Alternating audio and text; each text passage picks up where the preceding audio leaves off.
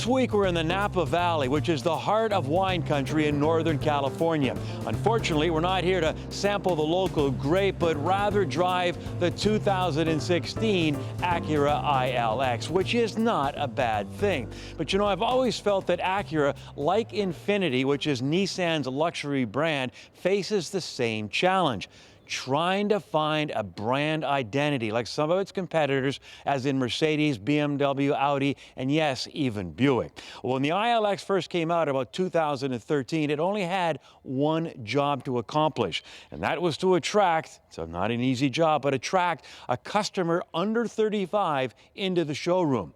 How to do? Well, let's find out and also meet the new ILX. Yeah, we feel it did do a great job in accomplishing that. In the segment, we're number one at capturing the demographic under 35, which is one of the major goals of bringing the youth into our brand and hopefully capturing them with the ILX and then moving them up the lineup as they progress through their life. The ILX, with this new powertrain that we've put in it for this minor model change, we call it, we feel that now it delivers what the brand is trying to deliver for Acura. So there's lots of technology, but that performance and that new engine, that's what we're really excited about. If the 2-litre engine isn't quite enough for you, there's always the larger 2.4-litre. They essentially lifted it right out of the Civic Si and dropped it under the hood of the ILX. It really does amp up performance, but there is a slight hitch. You cannot get a manual transmission with the 2-litre engine. You cannot get an automatic with the larger 2.4-litre engine. Both engines demand both transmission choices. I hope Acura gets the message soon. So Graham wasn't impressed with the original ILX and the combination of engines and transmissions being offered, and he hoped that Acura would improve things in the next generation. Well, here it is, and things are at least simpler and hopefully better in that we have one engine and one transmission, and it's an automatic.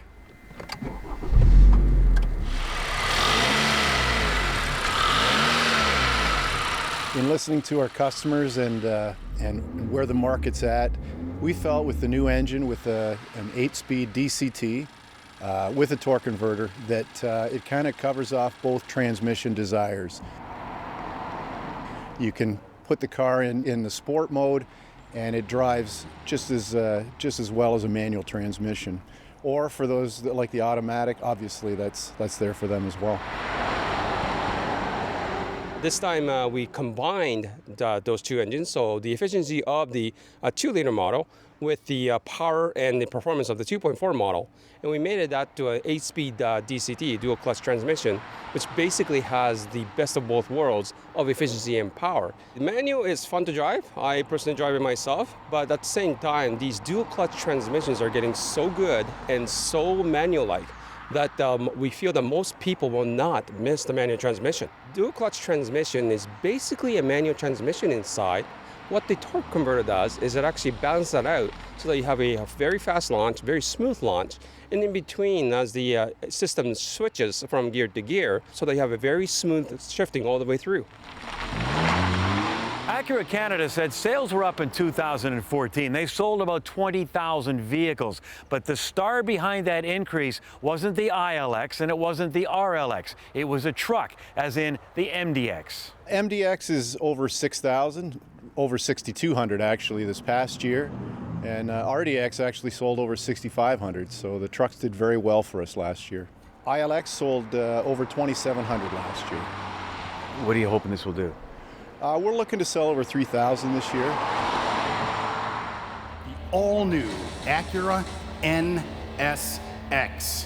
The star of the Detroit Auto Show for many was the return of the NSX, a halo car that Acura hopes will bring some excitement back to the brand and attract customers into the showroom to check out other Acura product, like the ILX. Very true. We feel the NSX will bring back some of that cachet that we used to have when we had the NSX and that sport heritage that we've always had. But when you have a supercar like the NSX, it really brings it to the forefront. Well, the styling we feel is quite changed. As you saw, it has the GUI headlights, it has the look of an Acura. We revised the styling to give it a sophisticated yet elegant look. And we feel that the customers will really resonate with this design change, and it will help us to continue attracting some of the Generation Y customers who's looking for this kind of sophistication. We do feel our brand is strong, but just like anything else, it can always get stronger. And we feel this new ILX is going to elevate the brand and bring it to a position that we feel it should be at. Is the new ILX better than its predecessor? It better be, and it is. Yes, I like those new LED lights on the back, and of course they're still on the front, but I still find the styling a little bland. Love the interior, nice and quiet, but you know where this car shines? In the drive. Now, I never liked the old vehicle, and I really wasn't expecting to be impressed with the new one, but I was. Simply put, that new engine coupled with that 8-speed dual-clutch automatic transmission is so sweet. It upshifts and downshifts. You don't even need to use the paddles. Now, this car may not have the snob appeal of some of its competitors, but take it from me, it's just as much fun to drive. And in the end, isn't that what it's all about?